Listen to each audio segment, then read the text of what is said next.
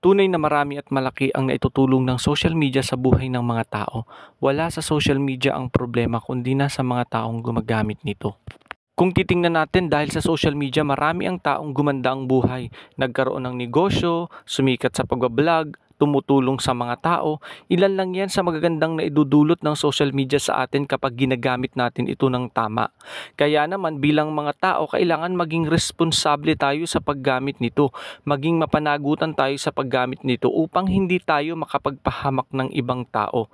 Lagi nating iisipin ang kapakanan ng ibang tao bago tayo gumawa ng hindi maganda. Kaya huwag nating iisipin na social media ang may problema. Bukod dito, dahil sa social media, marami tayong natututunan na mga kaalaman, marami tayong mga bagong natutuklasan at nalalaman natin ang mga pang-araw-araw na pangyayari sa ating lipunan, hindi lang sa ating lugar na kinatatayuan kundi sa buong panig ng mundo. Kumbaga, nagiging aware tayo sa mga nangyayari. Kaya napakaganda at napakalaki ng naitutulong ng social media sa buhay nating mga tao. Kung sang-ayon ka, paki-follow naman ako. Salamat.